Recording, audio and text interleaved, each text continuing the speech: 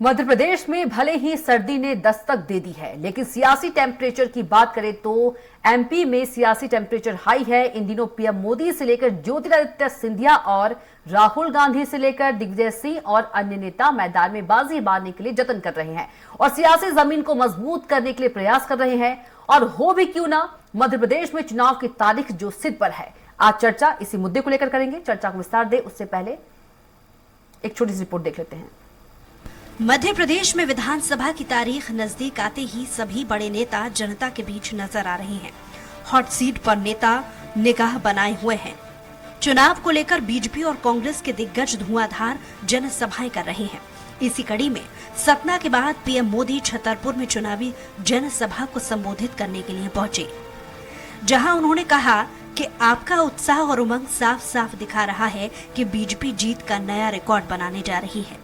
प्रधानमंत्री नरेंद्र मोदी ने कहा कि कांग्रेस ने न इस मिट्टी की ताकत समझी, न ही देश की शान बढ़ाने का काम किया। वहीं कांग्रेस नेता राहुल गांधी ने मध्य प्रदेश के अशोकनगर में एक सार्वजनिक बैठक को संबोधित किया।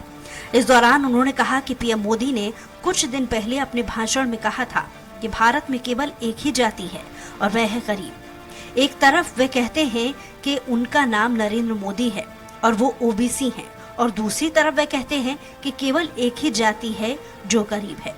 मैं लाखों युवाओं से मिला और जब मैंने उनसे पूछा कि क्या वे बेरोजगार हैं तो उनकी जाति क्या है, वे कहते हैं कि वे दलित हैं, ओबीसी हैं या आदिवासी हैं। अगर देश में 50% ओबीसी हैं तो सरकार चलाने के लिए सरकार में उनकी हिस्सेदारी भी उतनी ही होनी चाहिए।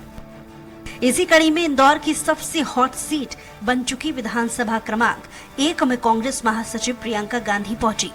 उन्होंने संजय शुक्ला के समर्थन में रोड शो किया।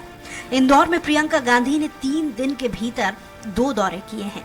उन्होंने विधानसभा 1 से कांग्रेस उम्मीदवार संजय शुक्ला के समर्थन में रोड शो किया। इस रोड शो की शुरुआत गणेश बाग तिराहा से हुई। रथ में प्रियंका के साथ संजय शुक्ला और अंजलि शुक्ला भी सवार थे। बीजेपी को बढ़त बनाने के लिए सिंधिया भी पीछे नहीं है। केंद्रीय मंत्री ज्योतिरादित्य सिंधिया उज्जैन की घटिया विधानसभा बीजेपी प्रत्याशी सतीश मालवीय के लिए प्रचार प्रसार करने पहुंचे, जहां क्षेत्र में उन्होंने उद्बोधन के दौरान सिंधिया राजघराने के शासनकाल की उपलब्धियां और माधवराव सिंधिया के कामों को गिनाया। कमलनाथ और दिग्विजय पर सिंधिया जमकर बरसे।